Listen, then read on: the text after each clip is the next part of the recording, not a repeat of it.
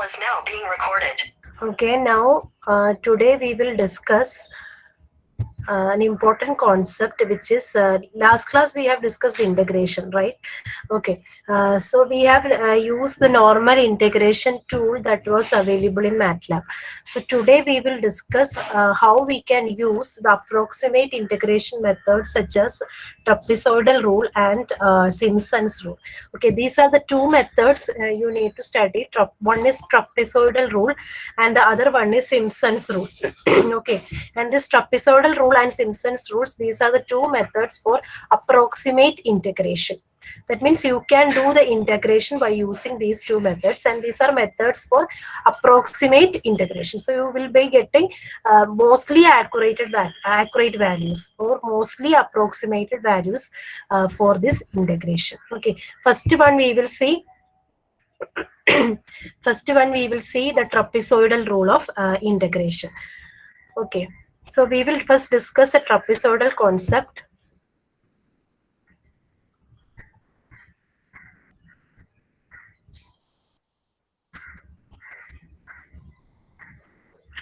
Okay, hope you can see my PPT.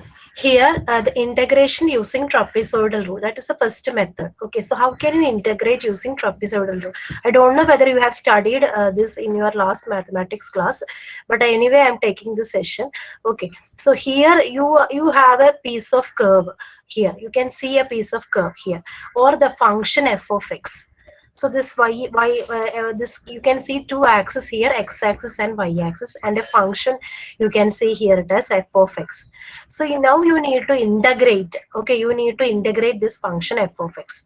So what is y? Y equal to f of x, and you need to integrate the function f of x, or you need to integrate the function y equal to f of x. Okay, and you need to this is a definite integral, so you need to define some end point and initial point and end point. Okay, so what is the initial point and what is the end point? So from a to b you are integrating.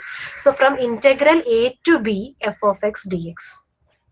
Okay, from integral a to b f of x dx. So a is the initial value and b is the final value, and from the interval a and between the interval a and b you are integrating this particular function f of x.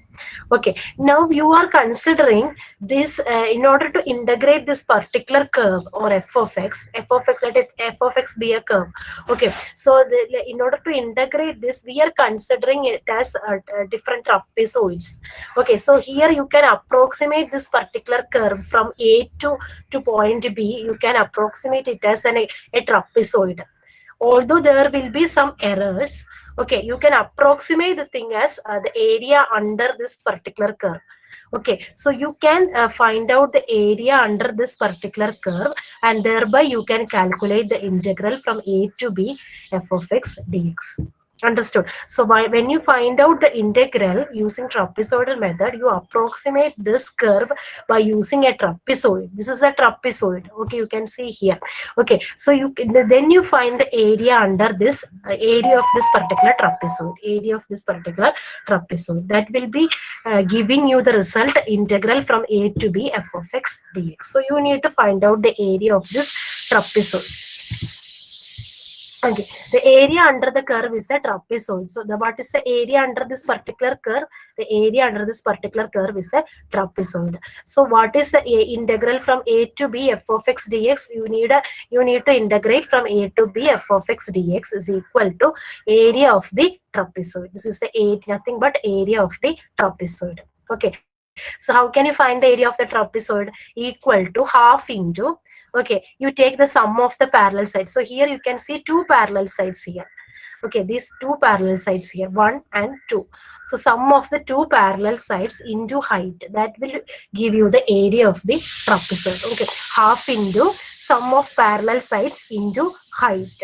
Okay, height of the trapezoid. So what is half into sum of the parallel sides? So this one is the first parallel side. So that this point is A and this point is B. You are integrating from A to B, isn't it? This point is A and this point is B. So from this first parallel side is this part. Okay, so you take f of A. What do you mean by f of A? F of A means the function value or the value of the function at point A. What do you mean by f of A? F of A means you have a function f of x. And what is f of A? F of A means the value of the function at point A. Okay, what is f of B? F of B is what the value of the function at point B. Okay, so you take f of A plus f of B. That is the sum of the parallel sides. Then into height. Height is actually this height. Okay, the height of the trapezoid, that is B minus A. This is A point, this is B point. So height is B minus A. This distance is the height. So B minus A will be the height. I hope this is clear. Now you arrange these terms. B minus A, you take it outside. So B minus A by 2 into f of A plus f of B. That will give you, if you have a one trapezoid, or if you are approximating the curve using one trapezoid, the area under the curve will be B minus A by 2 into f of A plus f of B. What is f of A? The function value at point A. What is f of B? The function value at point B. I hope this is clear. Okay. Now, by using only one trapezoid, we may get some inaccurate result. Okay, not that much accurate. If you are going for one particular trapezoid, there can be some errors.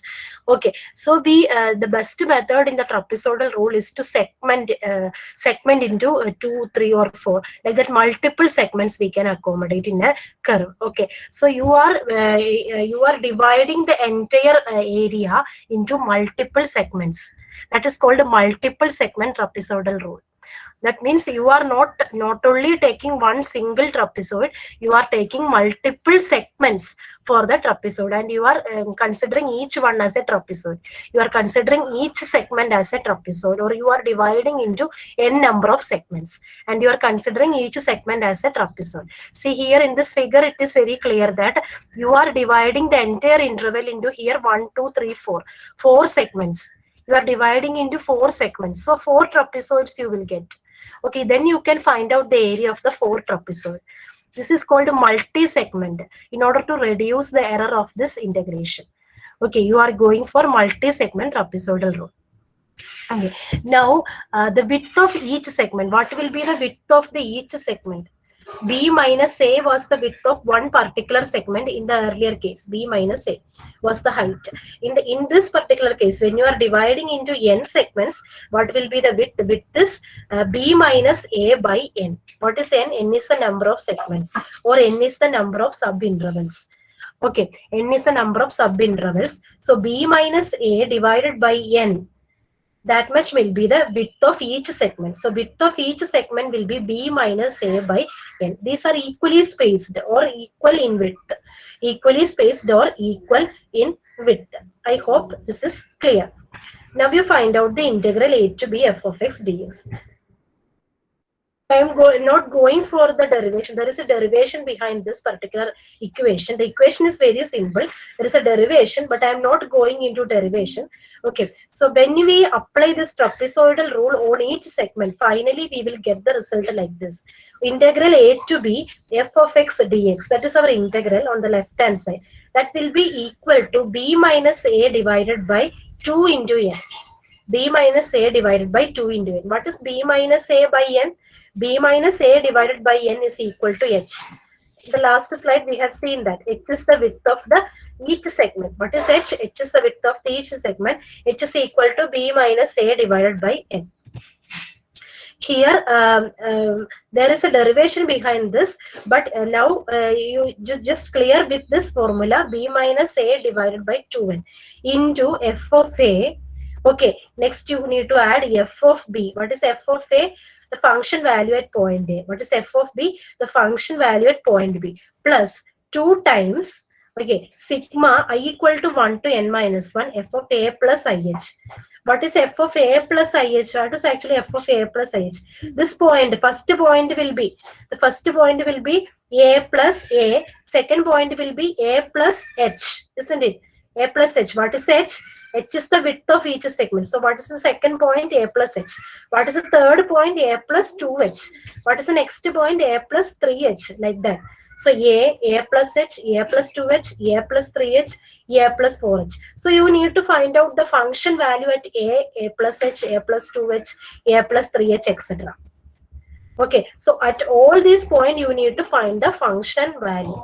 Okay, now you multiply that with a factor 2. Okay, you multiply, you find out f of a plus ih. What is I? I is a varying factor here. I is a varying factor. I varies from 1 to n minus 1. I varies from 1 to n minus 1. Okay, there are n segments. I varies from 1 to n minus 1. And for all these terms, you multiply with the term 2. Why 2? Why you are multiplying with 2? Because f of, first it is coming f of a. Next is f of a plus h. Next from the interval f of a plus h to f of a plus 2h. Then f of a plus 2h to f of a plus 3h. So every term is coming twice. Isn't it? Every term is a plus h is coming twice, a plus 2h is coming twice, a plus 3h is coming twice. That is why you are multiplying with a factor 2. Okay, next plus last term is f of b. So you are integrating from a to b. So you need to take function value at a, function value at b, then twice of f of a plus h plus 2 into f of a plus 2h plus 2 into f of a plus 3h, like that up to n minus 1. Okay, then final term is f of b. So finally you can write it as, what is b minus a by n? B minus a by n is h. So h by 2. Okay, h by 2 outside is there. What is h? B minus a by n.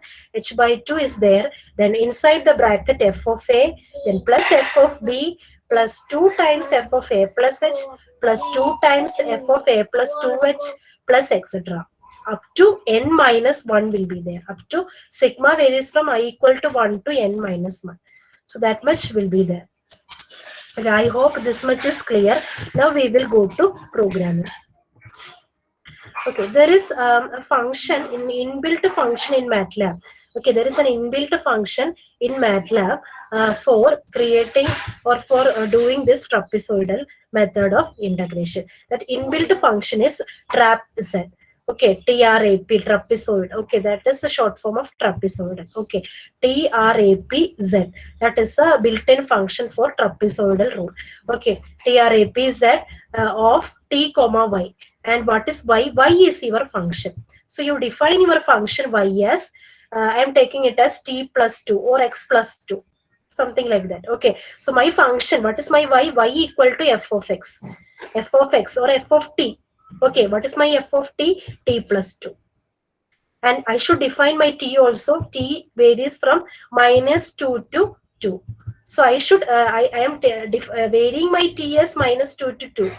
Okay, so thereby I am taking the integral from minus 2 to 2. So ultimately I am doing integral minus 2 to 2 t plus 2 dt. That is my integration. I hope that is clear. Minus 2 to 2 t plus 2 dt. So that is my integration. And I am doing is using this built-in function TRAPZ. Okay. I hope that is clear. So you need to integrate from minus 2 to 2. The function is actually t plus 2. So that function you specify here, the t also you specify here. Okay, the trapezoid t comma y. Okay, that is the syntax. Okay. Now you run this. So you will get the answer as 8. Okay, you will get the answer as 8. I hope this much is clear for you. Okay, now we will see how to do this trapezoidal rule without using an inbuilt function. So we will see how to use this trapezoidal rule without using an inbuilt function. So in order for using this, I need to first define my function, isn't it? What is my function? X plus 2 or t plus 2. That is my function. And I need to integrate t plus 2 or x plus 2. So my function is x plus 2. So first of all, I have defined my function x plus 2. And I have already told you in the last class how to define a particular function. At the rate x, isn't it? At the rate x, then you write the function x plus 2. So this is the function x plus 2. If you want to change the function, you change it here. Okay. Now, two things you defined. One is A and B. Okay. What is A? A is the lower limit. You need to integrate from A to B, isn't it? You need to integrate from A to B. So A is the lower limit and B is the upper limit. So input, you just make it as input. So input, enter the lower limit. You just read the input value. Next B. B as the upper limit. Enter the upper limit value. So A and B you are reading. Okay, so that is the next point. Then you need to read the n value. What is the n? Number of subintervals or number of segments. How many segments you are doing it. Okay, as the number of segment increases, the accuracy also increases. In trapezoidal rule, as the number of segments goes on increasing, it becomes more accurate. This is actually an approximation. Okay, so it becomes more accurate. So n is the number of subintervals. So input, enter the number of subintervals. So that is also one thing you need to read. Okay, so three things you have read, A, B and N. Now what is my next thing? Next thing is I need to find out the width of each segment. What is the width of each segment? H. H is the width of each segment. So what is H? H is equal to B minus A divided by N. So B minus A is my total length. Divide it by N. You are dividing into N segments. So B minus A divided by N. That will be my H. Okay. Now, now you create a for loop, and inside for loop you can use this particular equation. What is the equation? F of A plus F of B plus 2 times F of A plus IH, and I you vary from 1 to N minus 1. So once again I repeat the formula. So here you can see F of A plus F of B, okay, plus 2 times F of A plus H, F of A plus 2H. So you repeat these terms. Okay, F of A. Meanwhile, you just stop proceeding with this F of A and F of B. Later, you can find out F of A and F of B. Okay, now you need not find out F of B, F of A and F of B. Now you try to do this in a particular for loop, only this much portion. That is 2 times F of A plus H. 2 also you can omit. Now, okay, afterwards you can multiply with 2. So this much part you implement first. F of A plus H plus F of A plus 2H plus F of A plus 3H. Then you add all these. Then you multiply with 2. That is the procedure. That makes your code a little bit simpler. Okay, first you take F of A plus H, then F of A plus 2H, then F of A plus 3H, like that. Okay, you go on creating this in an array. Okay, then you add all these things, F of A plus H, F of A plus 2H, F of A plus 3H, etc. You add all these. Then you multiply with the element 2 afterwards.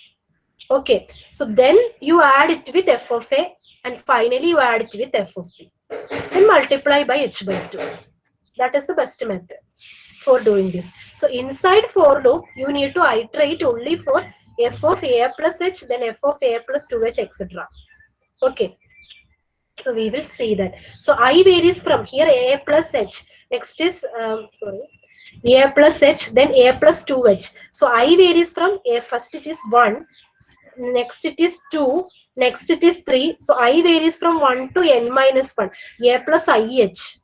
See, so you need to put a loop for this particular I.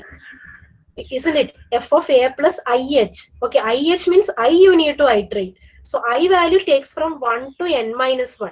I value takes from 1 to N minus 1. So this, for this particular I, you need to go for a for loop. I hope this is clear. Now we will see the program. Okay, I am just taking it as K, not as I.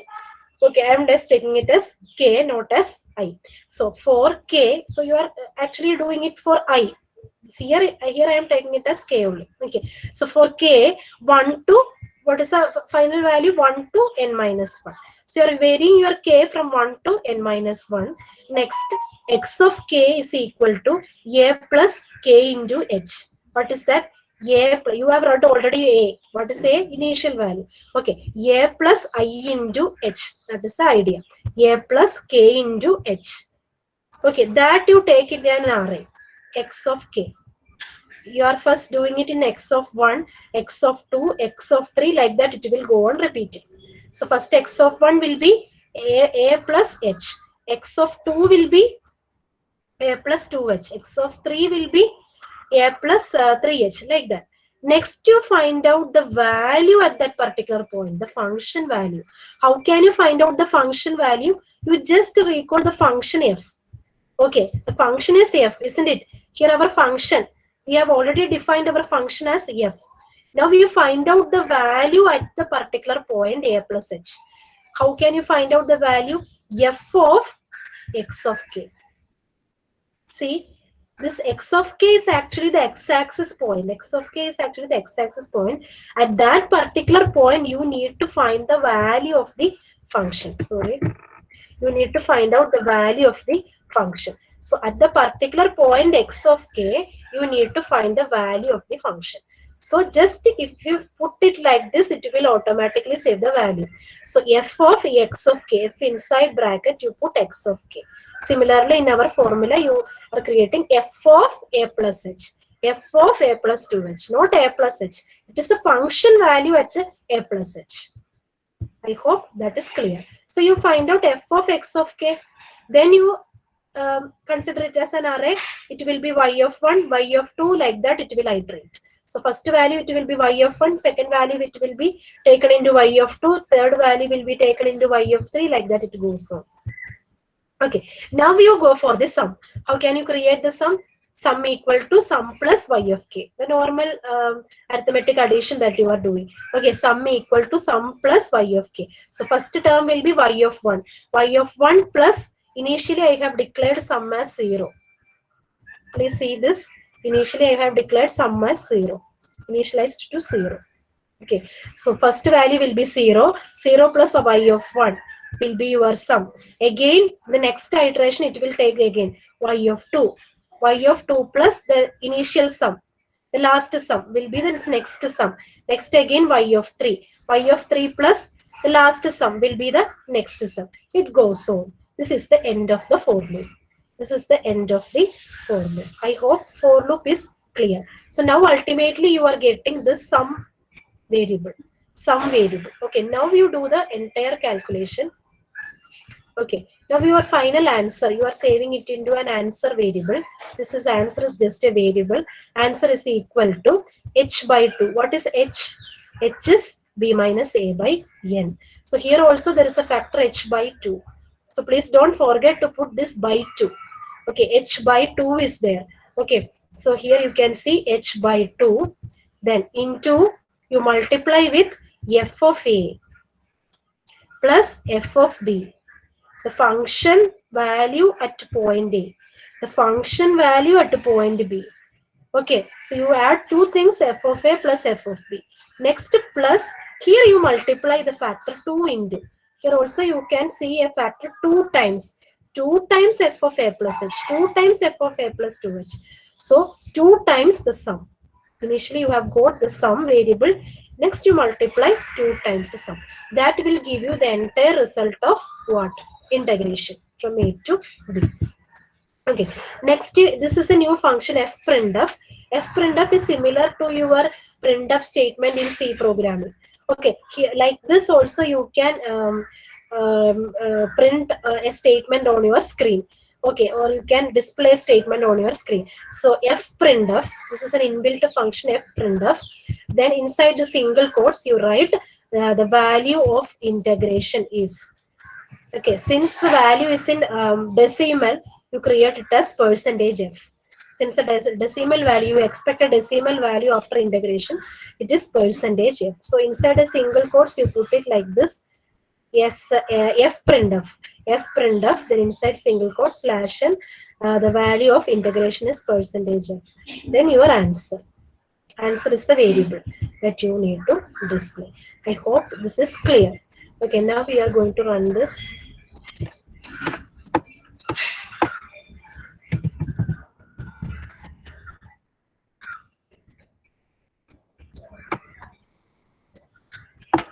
So I'm going to enter the lower limit. Let me enter the lower limit as 0. Suppose I am integrating. My question is integral from 0 to 1. Okay, my question is integral from 0 to 1 f of t dt, or x plus 2 dx. Integral from 0 to 1 x plus 2 dx. X plus 2 is my function, isn't it? So integral from 0 to 1. So what is my lower limit? 0 is my lower limit. What is my upper limit? 1 is my upper limit. Okay, now what is the number of subintervals?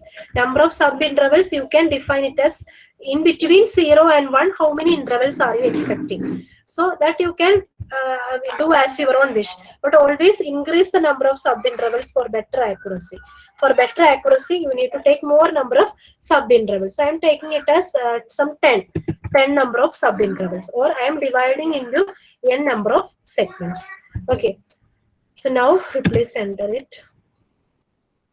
So now you got the value of integration as 2.5. Okay, so the answer will be displayed here. Once again, you check any other value. Enter the lower limit as 0. Enter the upper limit as 2. Enter the number of subintervals as 10. Okay, so you will get another value, 6. Like that, you can check with your own values. I hope this is clear. Is the trapezoidal rule clear? If it is clear, please type a message in the chat box. Trapezoidal rule is clear.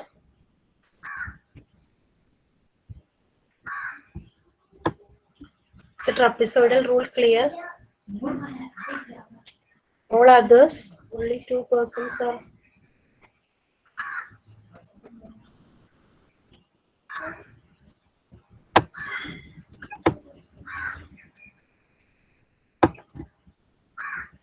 Yes, clear. Okay, now we will go for the next method. Okay, now we will go for the next method. Okay, so for that,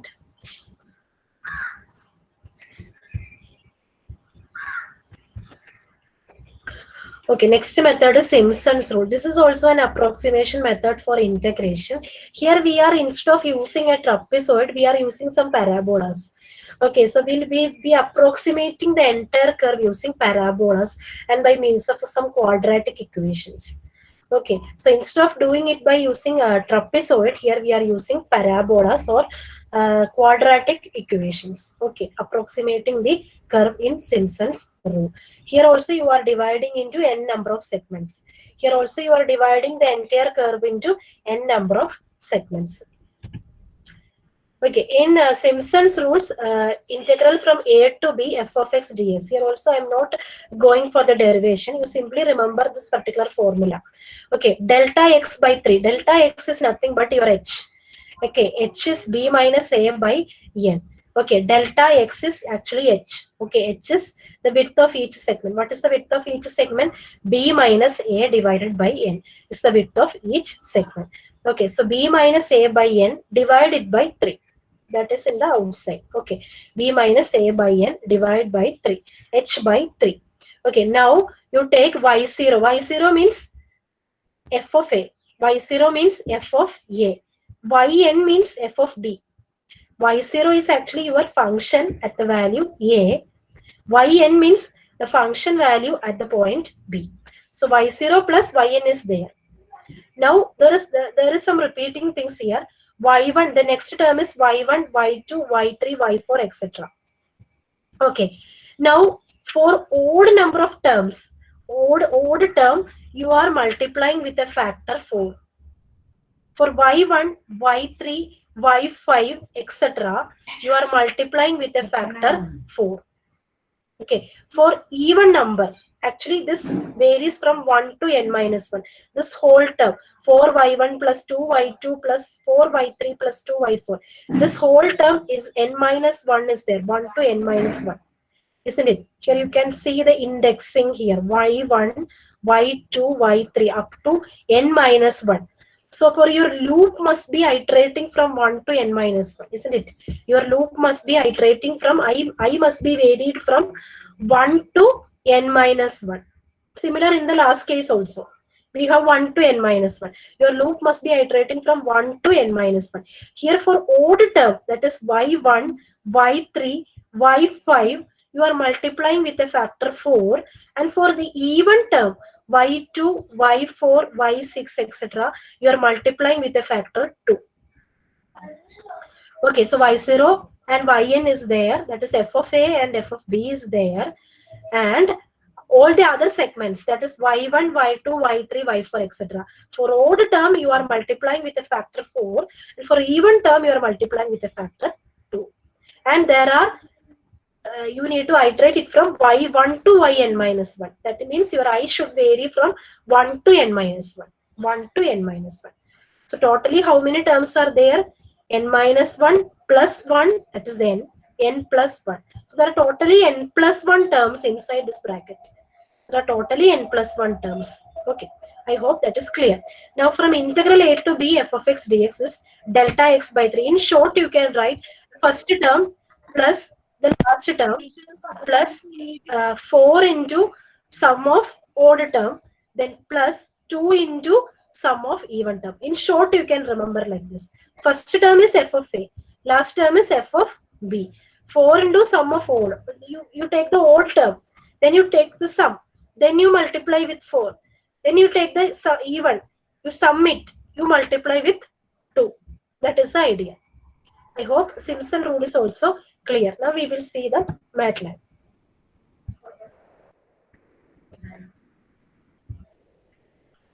So here it is written.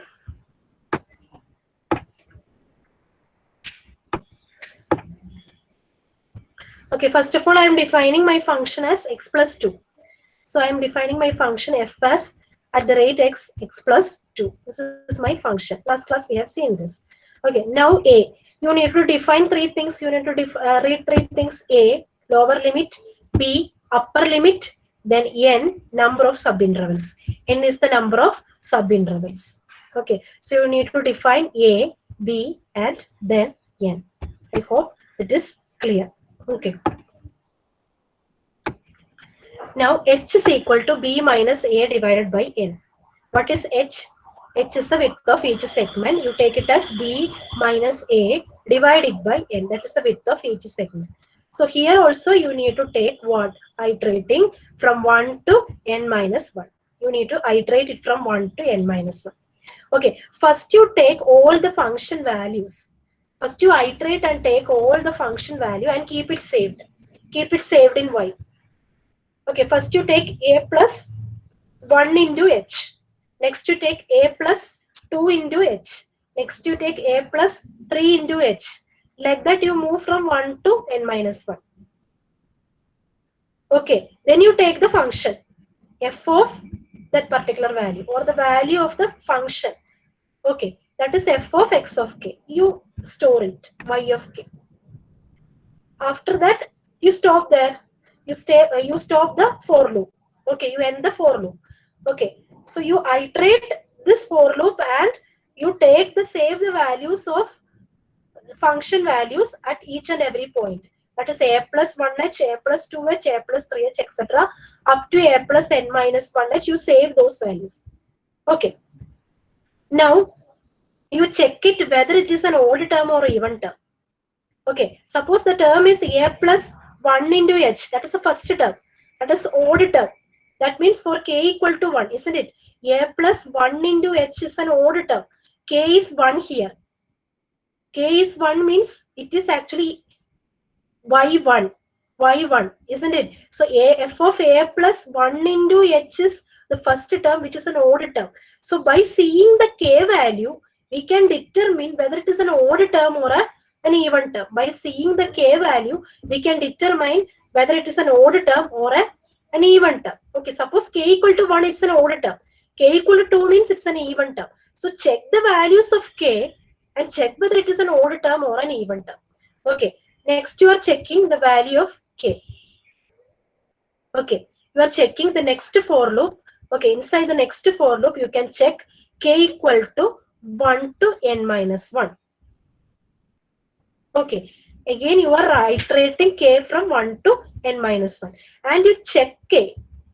You check whether k remainder is 1. K remainder is 1 when you divide it by 2. Okay, remainder, you take the remainder of k comma 2. What is the remainder of k comma 2? You are dividing k divided by 2, you take the remainder.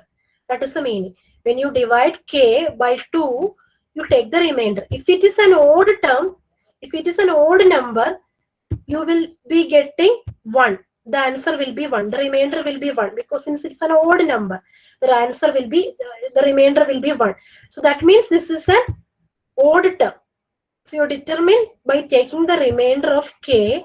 When you divide by 2, if the answer is 1, you understand that your decision that you take the decision that it is an odd term.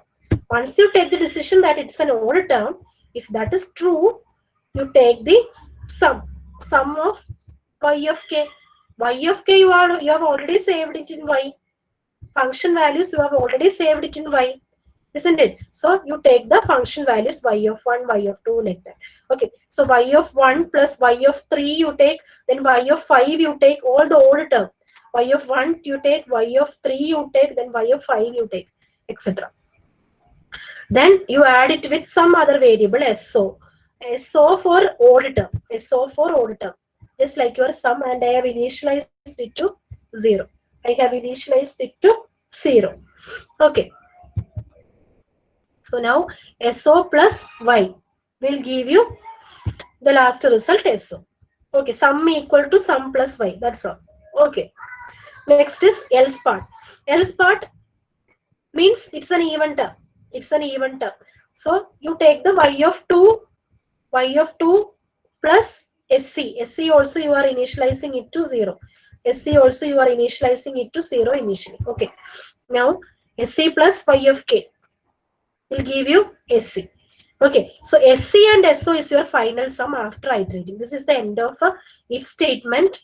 Okay. This is the end of for statement. So both if statement you have ended and for statement also you are ending. So now you got two sum. One is SO and other one is SC. Now you find out the answer. Okay, what is your answer? H by 3. What is H? H is B minus A by N.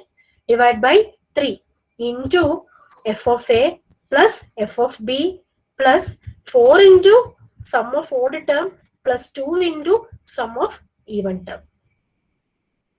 I hope that is clear. Then you finally print it. You finally print it. The value of the integration is percentage of your answer. Okay, I hope Simpson method is clear. We will run this. 0, 1, 10. So you will be getting the answer. Okay, I hope Simpson method is clear. Likewise, you can go for n number of functions. Okay, this is only a simple example. You can go for n number of functions. Is that clear, students? Is that clear? Please send me a message. Is that clear? Simpson method. Please put a message.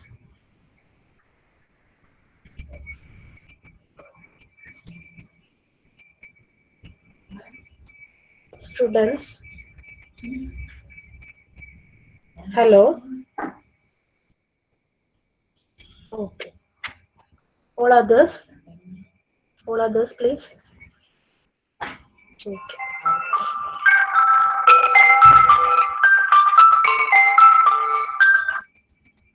Okay, let me show you one more function. Time ആയില്ലേ മിസ്സേ? ഒരു 2 സെക്കൻഡും കൂടി ഉള്ളൂ കേട്ടോ.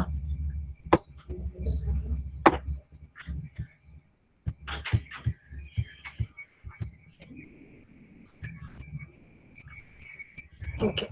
1 by root of root 2 pi integral 0 to infinity e raised to minus x square by 2. Okay, I will show you only the function, not the complete program, because the program is program you have already seen. Okay, I will show you only the function. So when you define this, you need to take the integral from 0 to infinity e raised to minus x square by 2, isn't it? For 0 to infinity, see this from 0 to infinity. Okay, Infinity, you cannot write it here in this particular trapezoidal rule just as INF. INF is actually infinity, but you cannot write this in trapezoidal rule or Simpson's rule. So for that particular thing, you take it as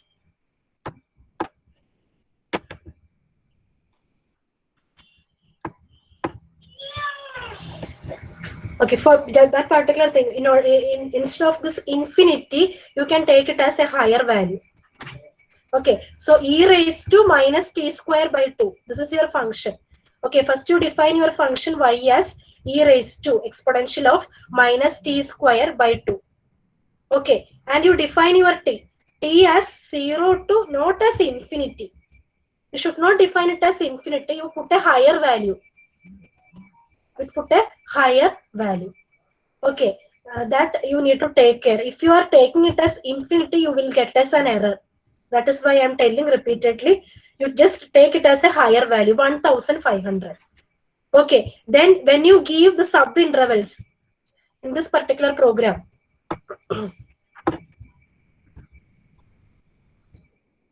this program is for Simpson method. Okay, in this particular program, you are defining your function. E raised to minus x square by 2 is your function. Okay, now you are inputting a, b, and n. Okay, h is equal to b minus a. The same program you are doing it. Okay, here you can see the odd term and even term you are writing. Okay, here also when you are inputting the limit a 0, then what should be the value? Not infinity. You take it as 1500. Say some 1000 or 1500.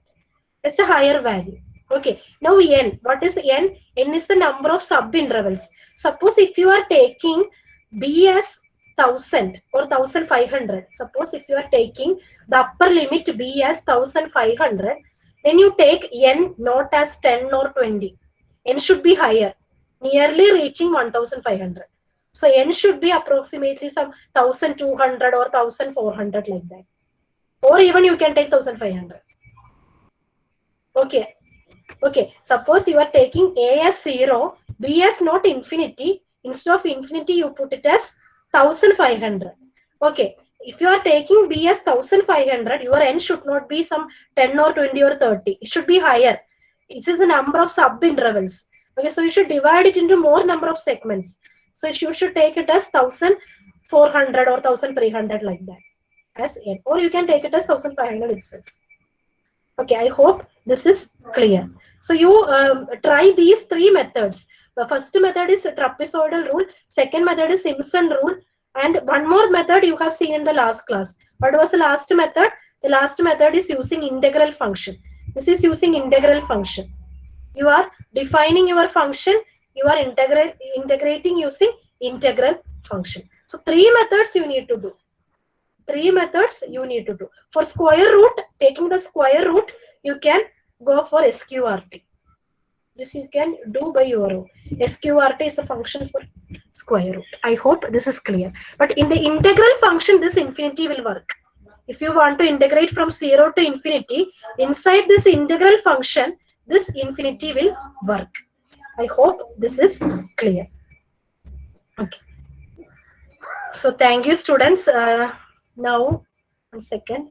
Okay, I hope all are present. Okay, no need to take the attendance. All are present. Okay. So thank you, students. Thank you very much. Thank you, Miss. Okay. Thank you, Miss.